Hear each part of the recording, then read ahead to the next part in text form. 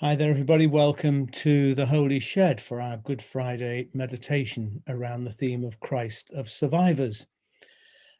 We are not exploring the cross today using the traditional doctrine of the atonement, but thinking much more of the cross as a symbolic place where God entered into the suffering and pain of the world. And I love this image, this icon here by Robert Lentz, the Franciscan icon writer, which is a beautifully ambiguous image of Jesus. Clearly, it's a cross image. He has the whole prints, the nail prints in his hands, and the picture is partly framed by the wood of the cross.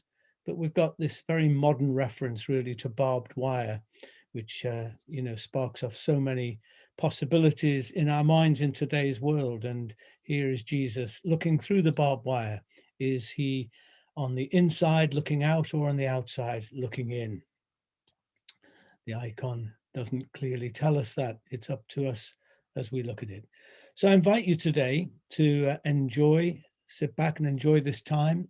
I've been asking people in the Holy Shed community to supply images, excuse me, photographs, pictures, whatever, that in some way explore this theme of Christ of survivors in our own modern day world. And quite a lot of people have done that, which is great, to which I have added a number of other images and some music and so on. So there's nothing really to do except to relax, enter into the spirit of this meditation. There is an opportunity a bit later to light a candle, so if you've got one handy, that would be great.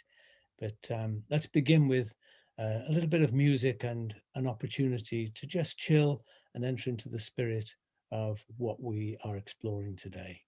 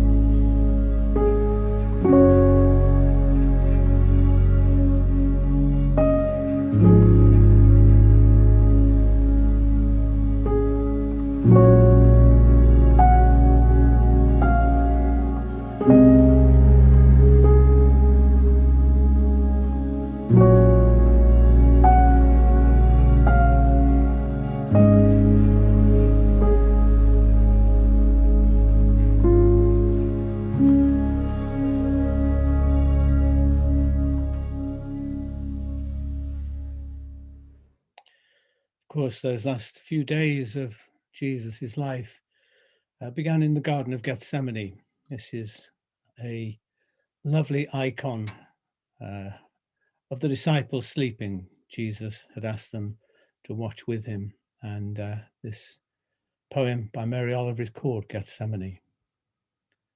The grass never sleeps, or the roses, nor does the lily have a secret eye that shuts until morning. Jesus said, "Wait with me," but the disciples slept. The cricket has such splendid fringe on its feet, and it sings, have you noticed, with its whole body, and heaven knows if it ever sleeps. Jesus said, "Wait with me." And maybe the stars did. Maybe the wind wound itself into a silver tree and didn't move. Maybe the lake, far away, where once he walked as on a blue pavement, lay still and waited, wide awake. Oh, the dear bodies, slumped and eyes shut, that could not keep that vigil. How they must have wept, so utterly human, knowing this too must be part of the story. Before Leonard Cohen died, the great singer who Pat and I adore, he went on several world tours, and that was an amazingly fruitful time of his life where he'd survived many things, including having all his money embezzled by someone who was supposed to be looking after it for him. But through that tragedy, there came this amazing opportunity for him on a world stage to reach people that on a scale he'd never had before. And he had he had three backing singers, but he had these two sisters from England who, the Webb sisters, who were regularly part of his band. And he kind of gave them one of his songs to sing always when they're out on tour. And it's about this event, I think, though Leonard Cohen is very obscure in a wonderful way, as most artistic and poetic people are. But the song is called If It Be Your Will, and he said it is a kind of prayer. And here are the Webb sisters singing it.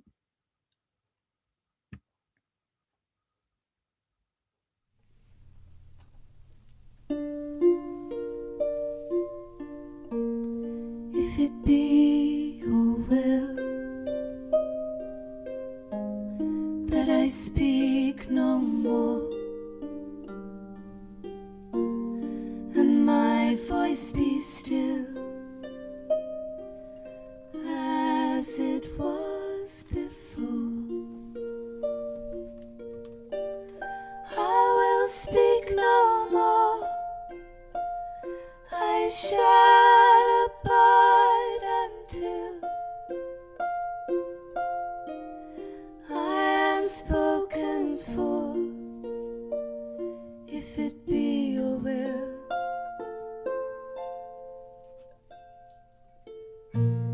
if it be your will that a voice be true from this broken hill, I will sing to you.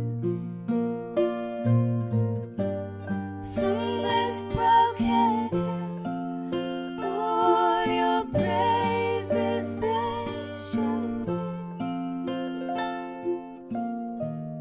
If it be your will to let me sing,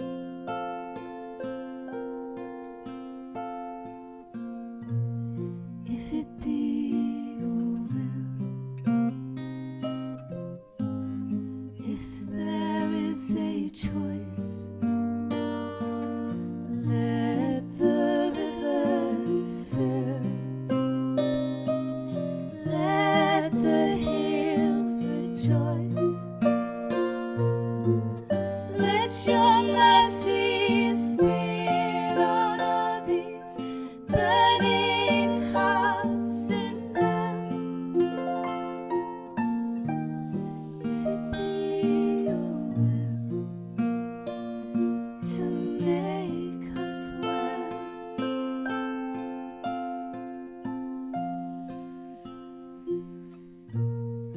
and draw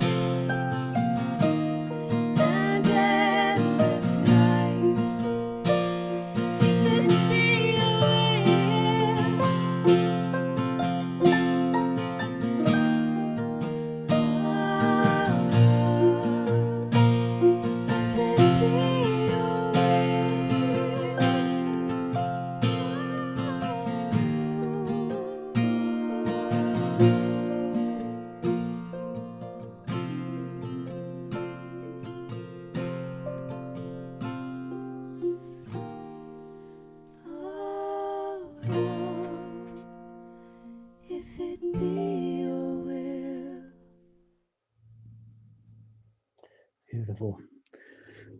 One of the pleasures and privileges that I had whilst working in North London was to meet this lovely woman, Polish Jewish Holocaust survivor called Alicia Adams. And she's here singing at St. Luke's Church, where we had her exhibition on a couple of occasions. She's here with this painting, which is called The Parting, which is an amazing piece of a whole series of paintings that she did quite a number of years after the experience of being through the Second World War. She said the painting them was a sort of exorcism of a lot of the pain that she felt. And this image in particular, I think, is one of the most remarkable. She says that she describes how the Jews were all rounded up in her village and placed in a ghetto. My parents, she says, my parents and I, and a few relatives who had survived, worked for a German, Victor Kremin, who set us up in a small camp where we collected iron and rags. On the 24th of July 1943, we were surrounded by the Gestapo and taken to the local prison. It was their custom to keep people for 3 days without food until they were weak, and then to load them onto lorries and shoot them outside of the town in a small woods. When we were brought into the prison, I saw Poldek Weiss, who was 17. We'd met twice before in a friend's house. His father was a tailor for the Gestapo. His father made a suit for the head of the Gestapo, and his son was released from prison. He begged his father to intervene on my behalf. I was 14 at the time. His father made another suit, and I was let out on the third day as Polder's wife. My whole family was shot the next day. The parting shows me parting from my family in prison.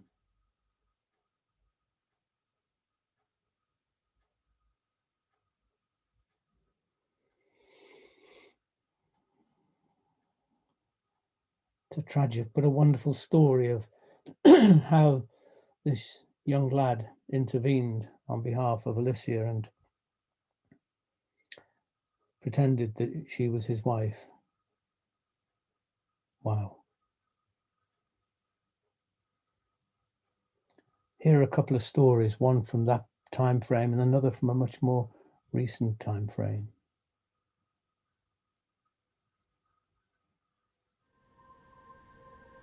It was a happy childhood, but I could feel what was happening around me. One morning I woke up, the shops had been ransacked, all the windows were smashed, and my school had been burned.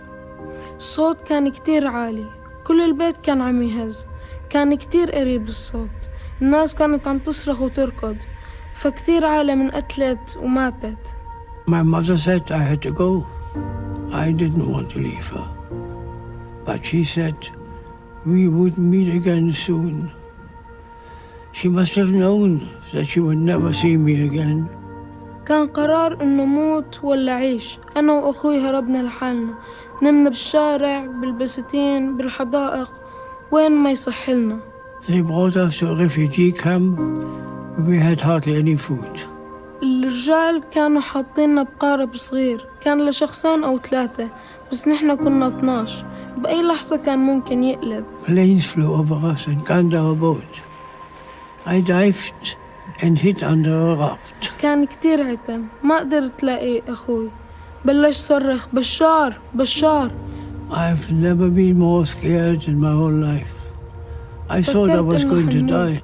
قضينا 10 أيام بالمي. I thought about my family the whole time. أكتر شي اشتقت له هو أمي. We were waiting to know our fate. Well, thankfully, they let us in. كنا كتير مبسوطين لما وصلنا آخر شي.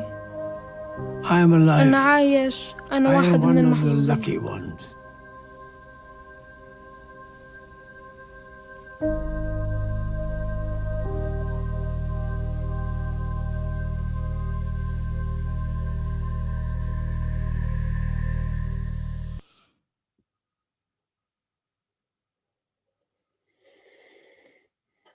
We've looked at Kelly Lattimore's icons before in the Holy Shed.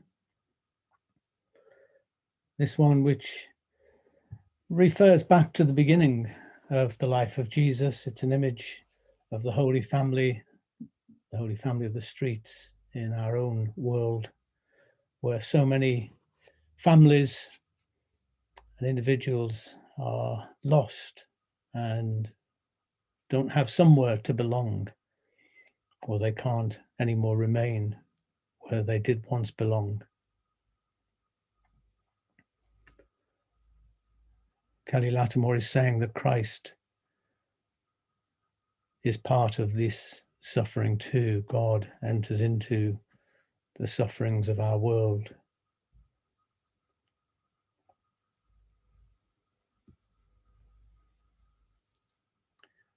God of compassion, we have seen the harrowing images of children fleeing danger and desperately seeking safety, of families risking everything without the assurance of anything in return, of young people whose only hope depends on finding refuge in an unknown country.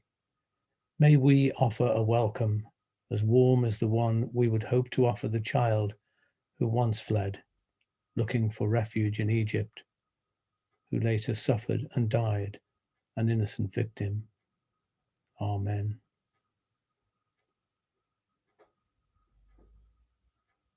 There are many people struggling in our world. Those of us who are relatively well off in richer parts of the world can only see these images on our TV screens or in our newspapers mostly.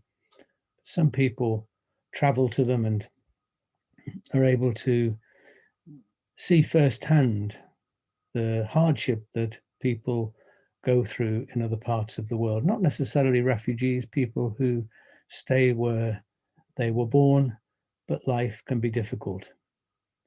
And Angela sent us these photographs from Gambia.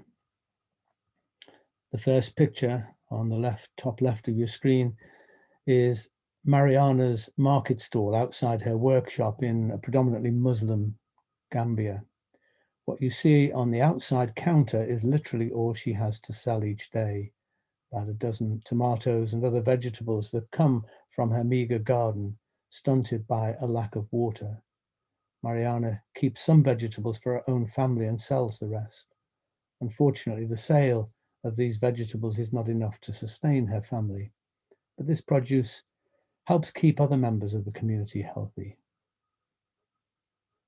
In the second photo, on the right, we see inside the workshop. Here, she has a Singer sewing machine that she uses to make clothes to sell at the clothing market in town. She earns quite a bit of money from the sale of the clothes to put additional food on the table for her husband and children, to buy cloth, etc. She has this machine because despite being female, she's been sponsored by some tourists to go to school for several years and then to receive high quality skills training in tailoring, as it's called there. Perhaps this is part of resurrection, Angela asks. Survival. There are thousands of Marianas in Gambia and elsewhere, of course, giving and receiving. The third picture shows 3 more beautiful girls in school in Gambia, again sponsored from outside of their community.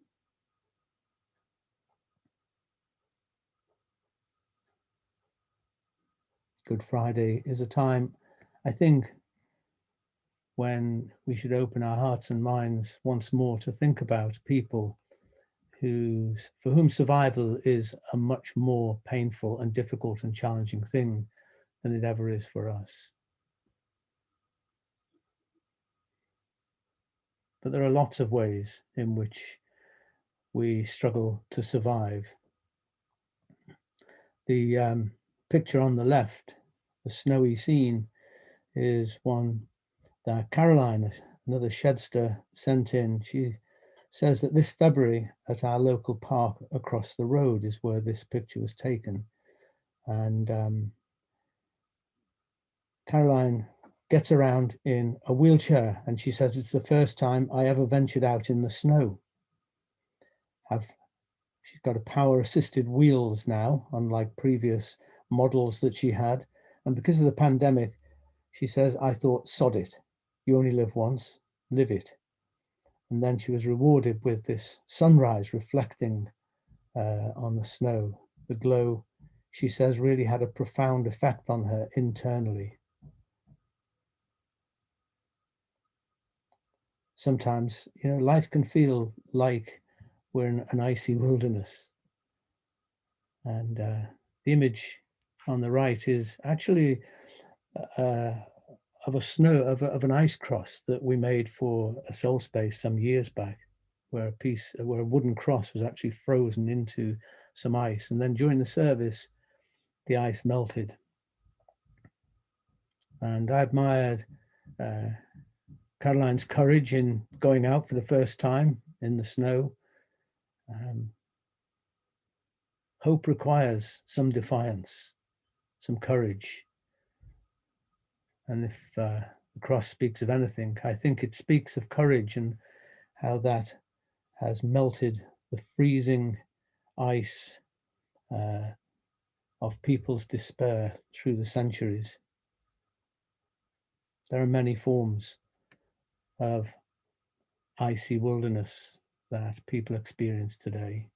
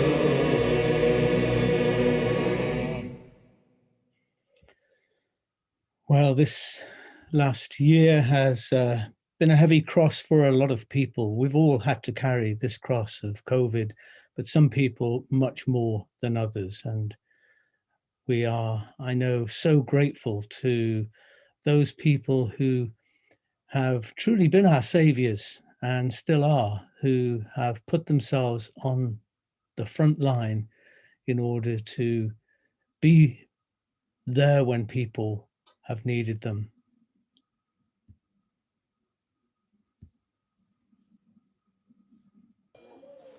It's the first emergency admission of the morning.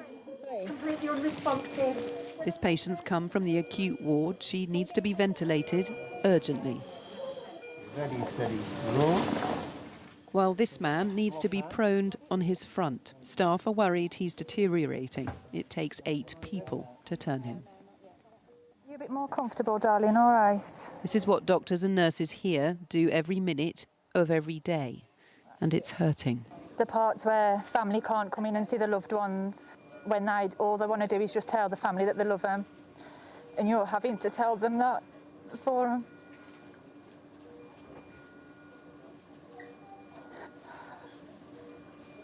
You're finding it mentally difficult? Yeah, really, it's really becoming a struggle now. I've got no energy. I just constantly feel like crying all the time. It's getting progressively more difficult as the time goes on. We've been doing this for nearly 12 months now. So I'm now on antidepressants and sleeping pills because I was having panic attacks several times a day as soon as I thought about work. Every day this week I've been in a hospital and the stories from the staff are all the same. They are at breaking point. They are struggling mentally, and all of them say that they simply don't know how long they can do this for. 950, please. 950, yeah.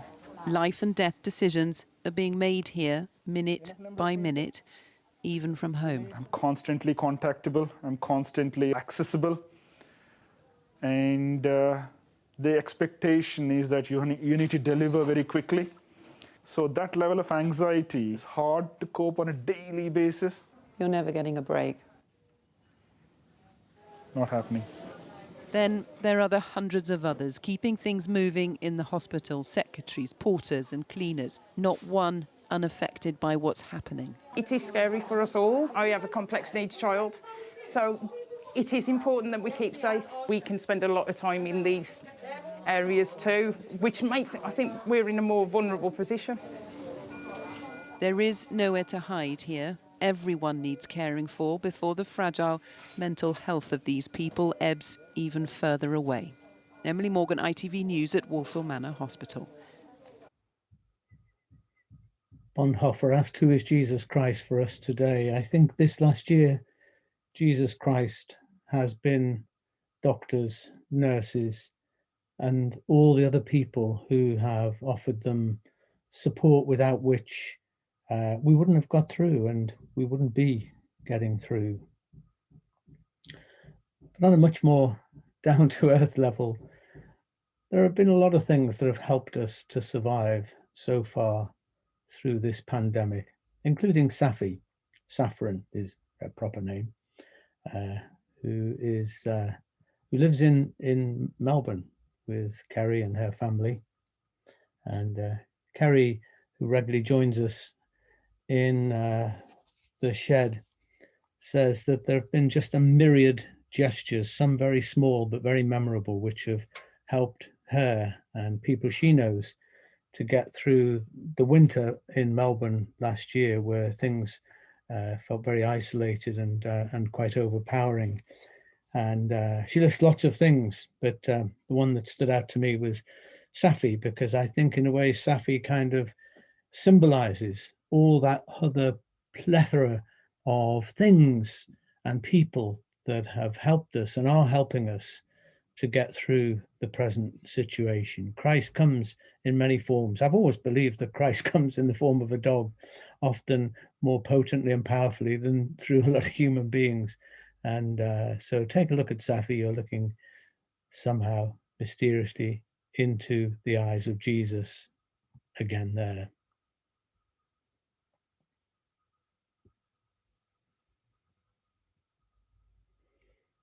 And Sarah sent me this lovely image, which is also to do with getting through the whole pandemic experience. As she says, it's a strange image for Good Friday. It's about surviving the last year through creativity. It shows knitting needles, felt and embroidery thread, beads. Surviving, she says, has been going on daily walks and taking photographs, being more observant and doing something creative every evening. It's a strange collage of what I had to hand today, she says. It's worth taking a moment to think of and be thankful for some of the things that have helped you bear the cross of the pandemic during this last year.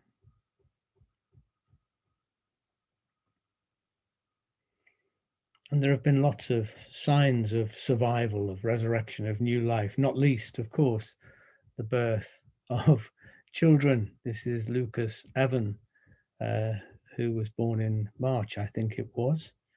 And the photograph was sent by a very proud grandma. But we give thanks for Lucas Evan, that little precious life there, symbolizing hope that has come to us in many forms during this last year.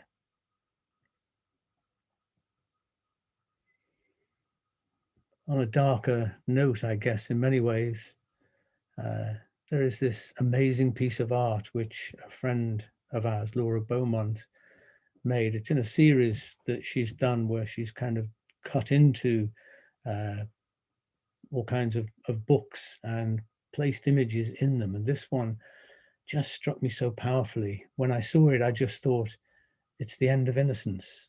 It's Noddy crucified. On one level, utterly bizarre, but it just spoke to me of the end of innocence.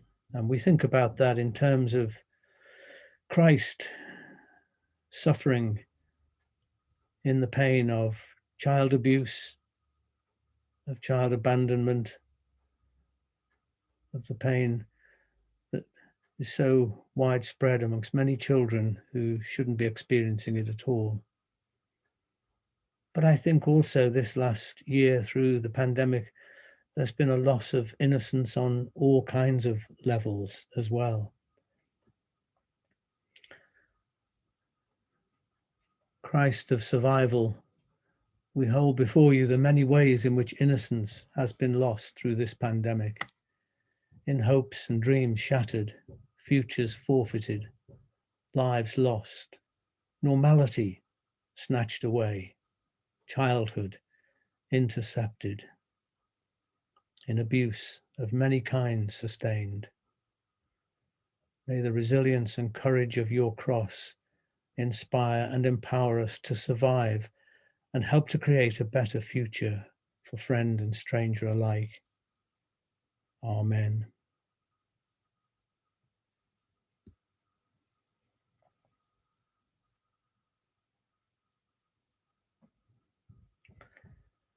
Will sent me this Mexican proverb, which I've seen before, but it seems to have special resonance right now. They tried to bury us. They didn't know we were seeds. How true that is of the death of Jesus, but it's reenacted again and again and again, seen in the natural world, but also seen in the experience of people in many trying, depressing situations. And there's a sort of ancient tradition, you know, of the cross also being a symbol of the tree of life.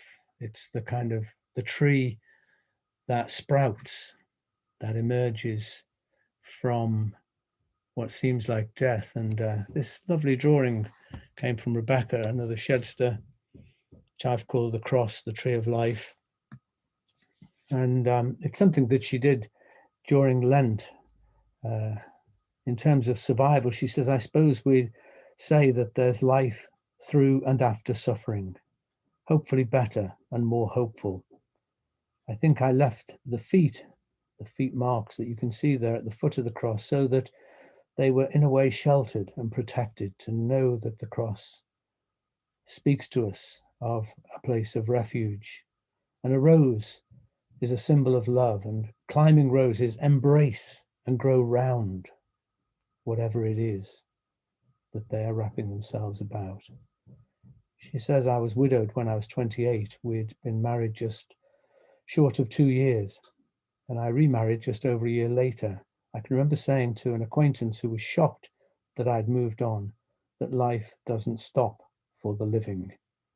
And that, I suppose you could say, is my creed. And that is sort of what these roses represent. So it is the cross speaking of defiant hope, that even the symbol of pain and death can become the very basis of new life sprouting and coming forth. And Jan Dix sent me these pictures. She says that they were lucky to visit their daughter and family in Sydney in February of last year, returning 2 weeks before lockdown. And these pictures were taken in the Blue Mountains shortly after the devastating bushfires, which of course have just become such a factor of life in Australia, but in other parts of the world too. And our son and his family live in Australia, and we've been there and seen images like this, where a scene that has just looked like a desert of death suddenly begins to spring into new life again.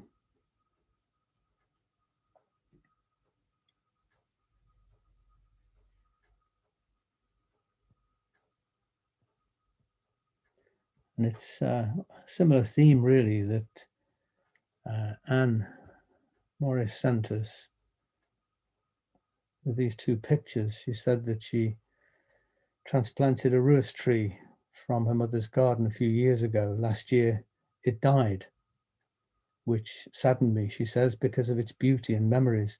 And then, much to my amazement, it's become a bird station sculpture in the garden, attracting many different birds. The tree has survived in a new, unexpected way. It has a newness of life for us now, life out of death, a repeated pattern. And sometimes the new thing that comes out of experiences of pain and suffering and death is not the same as was there before. It's transformed now into something new, something fresh.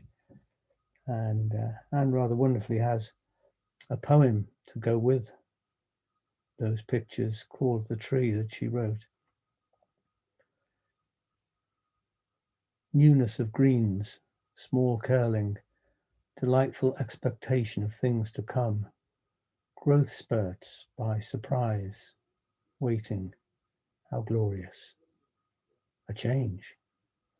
Overnight, a darkness, shriveled buds that once spoke of newness. Dying, are they? Surely that cannot be. Waiting, daily watching, still decay. Sharp cuts, deadness on the ground, bareness of a branch, no sense of life where there had been. And then a gift. Man-made wire, seeds, nuts, suet, set the branches alive, alive in movement. Wings span flutter song. New life dimension to deadness, waiting. Birds alive, unexpected life.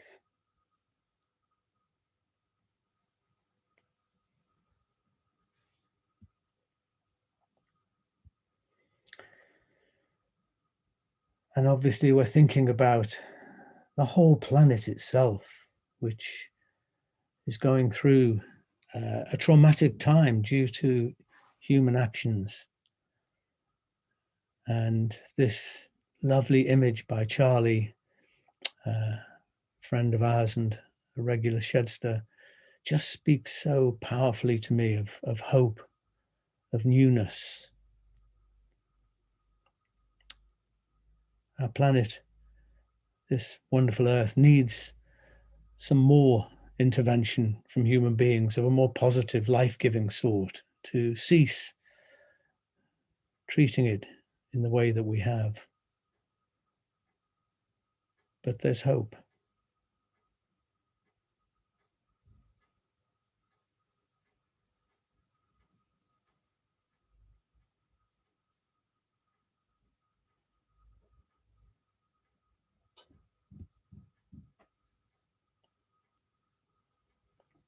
Mary Oliver wrote many poems about trees, and I loved this image of these trees, rather like steeples, reaching up to the heavens, always reaching toward the light.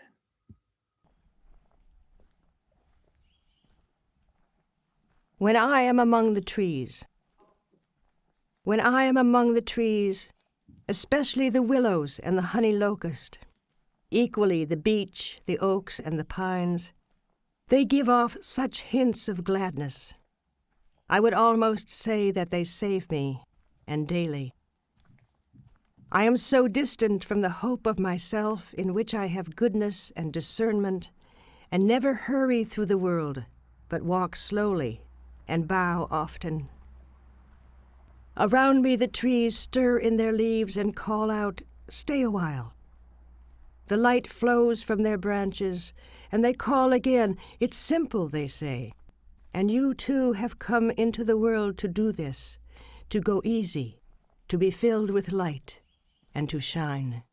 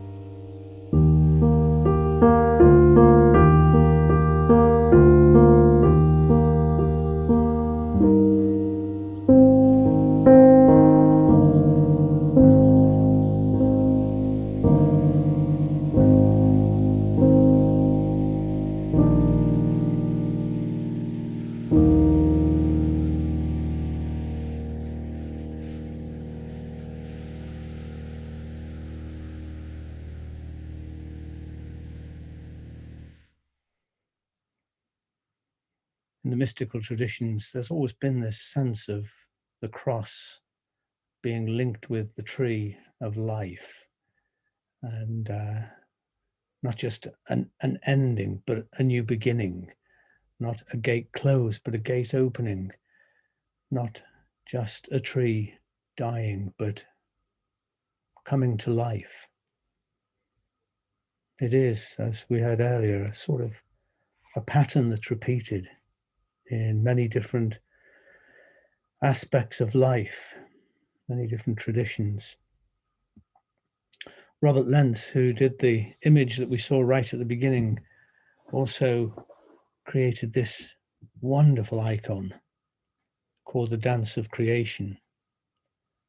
And again, it's using the cross as a sort of symbolic launching pad for other thoughts and ideas.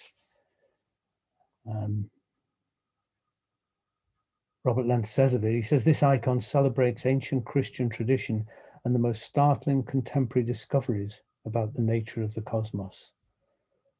You see the figure in the background, the feminine figure there is the figure of Hagia Sophia, Holy Wisdom, dancing and singing playfully in the background. There's a passage in Proverbs chapter 8 where it speaks of wisdom being alongside of God at the creation, playing. It's that feel of creation being this, it's actually a creation narrative that is often missed alongside of the creation narratives in Genesis. Forget that there are other creation narratives, and the one in Proverbs 8 is this delicious account of wisdom dancing and playing in the creation of the cosmos. And Robert Lentz says that her open hands are scattering galaxies of stars and all that they contain. And in the foreground is the Logos, pattern of all creation, incarnate in the cosmic Christ, celebrating in the Gospel of John, and embraced by mystics throughout centuries. His extended hands order and gather back to the mystery of all creation, which reaches its completion in him. The galaxy beneath Sophia's feet is the Milky Way. The inscriptions name Jesus Christ and Sophia, Holy Wisdom of God, in Church Slavonic, the language of the Russian Church, which has pondered these mysteries throughout ages. But he also goes on to say, scientists today tell us that in the creative vacuum that exists between the tiniest subatomic particles, elementary particles constantly foam into existence everywhere in the universe. The particles erupt in pairs, particles and antiparticles, which annihilate each other.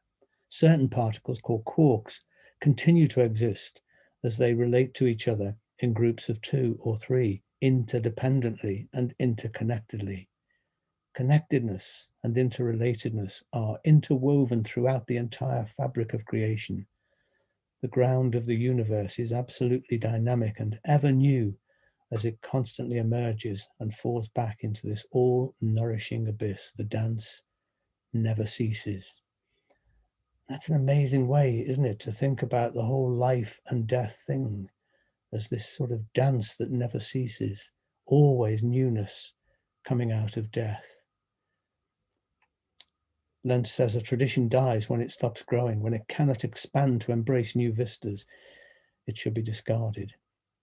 We must find the ways in which our religion and science can dance together if we want a living spirituality. The mystery is too great to be grasped by any single approach. I love that image, don't you?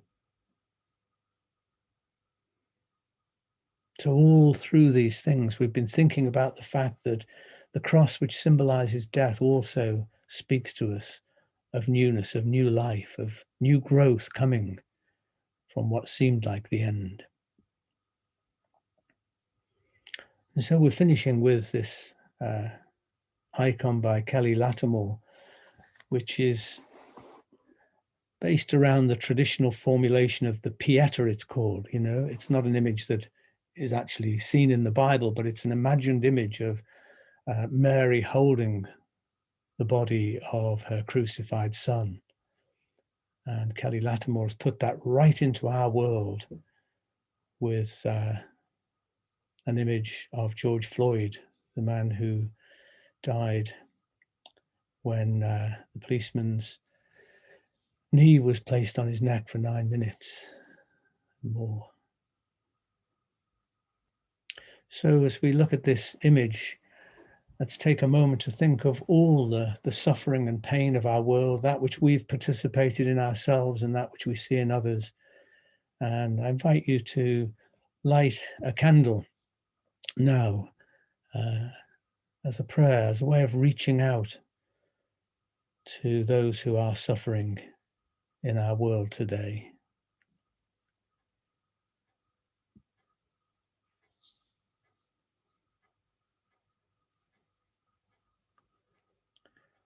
And we'll finish looking at this image with some wonderful music, which is called Prayer Without Words.